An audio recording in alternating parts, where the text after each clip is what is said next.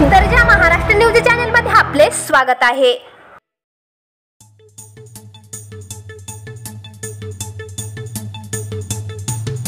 Sir गावानं sir लोक बाबा दारू पिणं ते मटका गुटका ते चक बंद करा। म्हणजे हे गाव सर म्हणजे लेकरं म्हणजे नातरुंड समजे असे हे झाले पाहिजे।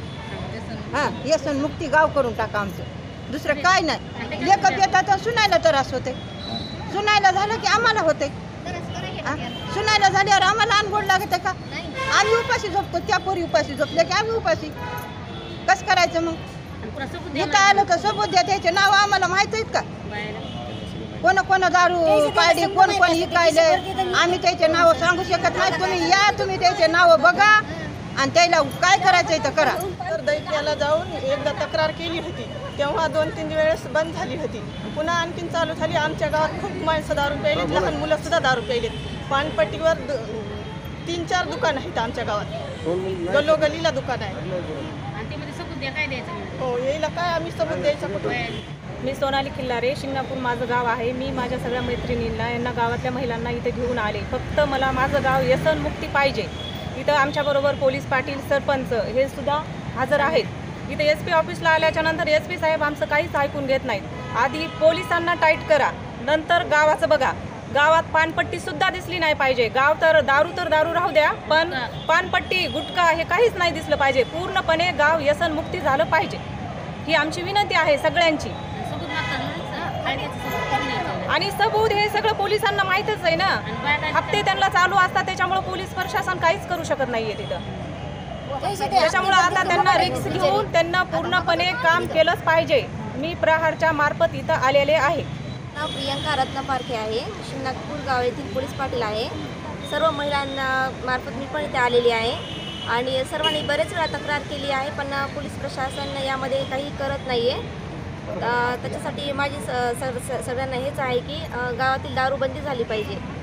त्यामुळे बरेच परिवारांना ह्यांना बऱ्याच महिलांना खूप त्रास सहन करावा लागत आहे। लवकरात लवकर दशामुक्त सगळं गाव दारूबंदी झाली पाहिजे। किल्लारे, मी गावची सरपंच आहे, पण गावामध्ये इतकी अवैध दारू विक्री सुरू आहे। सरपंचाने किती वेळ सांगितलं तरी कोणीही ऐकत नाही आणि इथं आलं तर इथं पण कोणीच ऐकत नाही। सबूत द्या म्हणतात, सबूत काय द्यायचे? गाव व्यसनमुक्ती झालंच पाहिजे, एवढीच विनंती आहे। परभणी तालुक्यातील सिंगणापूर येथे दारूनं त्या गावाचं वाटोळ झालं आहे। त्या गावामध्ये अवैध दारू विक्री मोठ्या प्रमाणावर चालू आहे। सगळ्यात गंभीर बाब अशी आहे की ही दारू पानपट्टीवर मिळते, पंक्चरच्या दुकानावर मिळते, धाब्यावर मिळते, हॉटेलवर मिळते आणि काही जण तर मोटरसायकलवर होम डिलिव्हरी पण देत आहे। याबाबत अनेकदा सिंगणापूरच्या महिलांनी संबंधित पोलीस स्टेशन असेल SP साहेबांकडे तक्रारी दिल्यात। तक्रार दिल्यानंतर 2 ते 3 दिवस ते दारू विक्री बंद असते आणि परत नव्यानं चालू होते। आमचं म्हणणं आहे जे काही दारू विक्री होते ती पोलिसांच्या आशीर्वादानं होते, कारण की पोलीस खात्याला माहिती असतं की कुठं अवैध दारू विक्री चालू आहे आणि कुठे अवैध धंदे चालू आहेत। याबाबत तक्रार देऊनही काहीही कारवाई होत नसल्याने आज ह्या सगळ्या महिला प्रहार जनशक्ती पक्षाच्या माध्यमातून माननीय पोलीस अधीक्षक साहेबाला भेटायला आल्या होत्या, परंतु ते न भेटल्यामुळे अप्पर पोलीस अधीक्षकांशी आमची चर्चा झाली आणि त्यांनी आम्हाला आश्वासन दिले की आम्ही कारवाई करू। परंतु सुरुवातीला ते आम्हाला पुरावे वगैरे ह्या सगळ्या गोष्टी मागत होते। त्यांच्याकडे सगळे पुरावे असतात, त्यांना सगळी माहिती असते। असं असतानाही पोलीस प्रशासनाने ज्या पद्धतीने आम्हाला ट्रीट केलं ते अत्यंत चुकीचं होतं आणि ते वेदनादायी होतं। तरी हा आमचा लढा चालू राहील। आमची प्रशासनाला विनंती आहे की आपण यावर कारवाई करावी, नाहीतर येणारे आंदोलनं अधिकाधिक तीव्र केली जातील।